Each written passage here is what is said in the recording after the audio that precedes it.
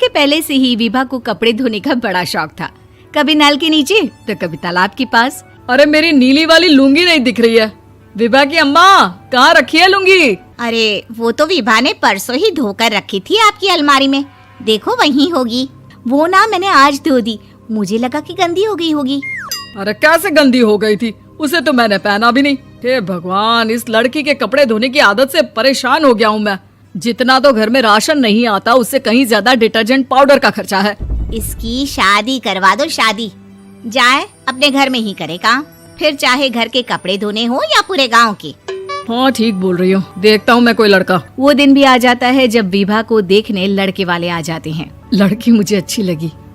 होने वाली सास कहती है, बेटी अगर कुछ पूछना है तो पूछ लो। वैसे तो हमारी लड़की बहुत ही शर्मीली है, जो बोल दो वो मान लेती है, इसे क्या पूछना होगा। अरे कैसी बात कर रही हो माँ, मुझे इन लोगों के घर रहना है, सवाल तो कई है। हाँ हाँ बेटा, पूछ लो ना, क्या पूछना है। आप लोगों के घर कपड़े कौन धोता है? सास का मुंह बन जाता है। देखो, अगर तुम ये कहना चाहती हो कि तुम्हें कपड़े धोने नहीं आते तो सुन लो, कपड़े मैं ही धोती हूँ, लेकिन तुम्हारे आ जाने के बाद मैं रुमाल तक नहीं धोऊंगी। अरे चुप रहना भाग्यवान, बहू बेचारी घर आई नहीं, उसे डराना शुरू कर दिया। वो क्या है ना बिटिया, अभी तक तो ये कल्लू की माँ ही धोती थी, लेकिन अब तुम्हारे पापा तो दहेज में वॉशिंग मशीन देंगे ही। तभी विभा की माँ बोल पड़ती है, सवाल भी पूछा तो क्या। वैसे भाई साहब, मशीन की तो फिर भी कपड़े धोने की कैपेसिटी होती है। मतलब जो बिटिया दे रहे हैं ना विभा, इसे कपड़े धोने का बहुत शौक है। ये आप लोगों के क्या, आस पड़ोस गांव मोहल्ले सबके कपड़े धो दे और उफ तक ना करे। बाहर देखा नहीं आपने कितने कपड़े सूख रहे हैं? सब हमारी बिटिया ने ही तो धोए हैं। बस भी करो ना माँ, शर्म आ रही इतनी तारीफ सुनकर। और तो और एक दाग निकाल कर दिखाओ तो मान जाऊं। हाँ अच्छा अच्छा, माफ करना बेटा, मैंने गलत समझा। हमें तो रिश्ता बहुत पसंद है। और ऐसे जुड़ जाता है रिश्ता कपड़े धोने का शौक रखने वाली विभा का। उसकी शादी हो जाती है कोयला फैक्ट्री में काम करने वाले कल्लू के साथ। शादी के बाद अचानक विभा चिल्लाती हुई सास के पास आती है। सासू माँ, अरे सासू माँ कहाँ है आप? ये तो धोखा है, धोखा दिया आप लोगों ने मुझे। इसे ससुर के चक्कर के बारे में पता चल गया। अरे तो उसमें तुझे क्यों धोखा मिला है? अरे नल में पानी नहीं आता, कपड़े कैसे कब धुलेंगे? अच्छा अच्छा, तू पानी नहीं आ रहा उसकी बात कर रही है। तो आपने क्या सोचा? कुछ नहीं। अच्छा, तेरी माँ ने कहा था कि कपड़े धोने का शौक है, तुझे याद आया मुझे। शौक शौक बोलकर कपड़े धोने वाले मेरे जुनून को कम ना आके सासू माँ, कपड़ा धोना मेरा गुरूर है। तभी पति भी वहाँ आ जाता है। अभी अभी मैंने इसे सनी देओल की फिल्म दिखाई है, उसी के डायलॉग मार रही है माँ। अच्छा सुन, साफ साफ बता रही हूँ, पानी सुबह 4 से 6 और शाम को 10 से 12 आता है, समझी? विभा टाइमिंग सुनकर हैरान हो जाती है। ये क्या भूतों का मोहल्ला है? सुबह 4 बजे उठकर कौन कपड़े धोता है? 4 बजे टंकी में पानी जाता है, फिर सारा दिन धोना ना, किसने मना किया? अरे कैसी बात कर रही हैं? 200 लीटर की टंकी में कितने कपड़े धो लूंगी मैं? सुबह ही उठ जाऊंगी मैं। अब क्या था, विभा सुबह 4 से लेकर रात के 12 बजे तक कपड़े ही धोती रहती।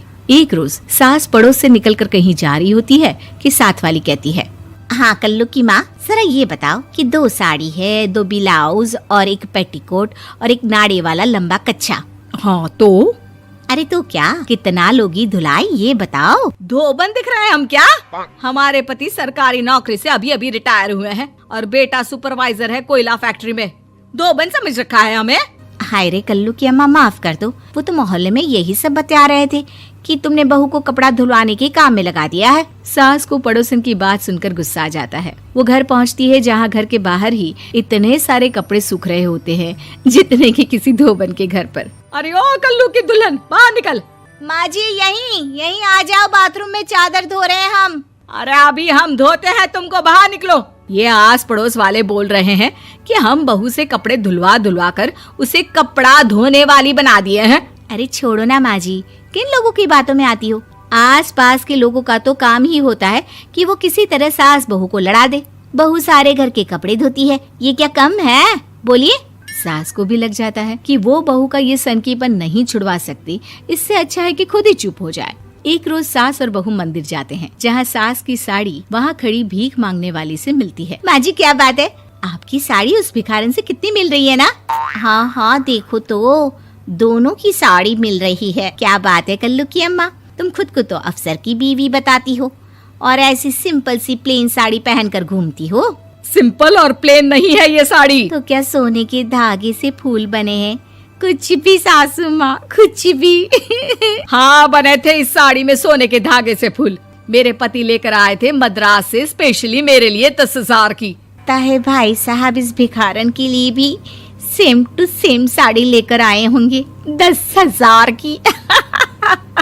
सास उस वक्त तो कुछ नहीं कहती, लेकिन बहू के साथ घर आती है और अलमारी से एल्बम निकाल कर लाती है। ये साड़ी देख रही है, ये वही साड़ी है जिसे मैंने अभी पहना था।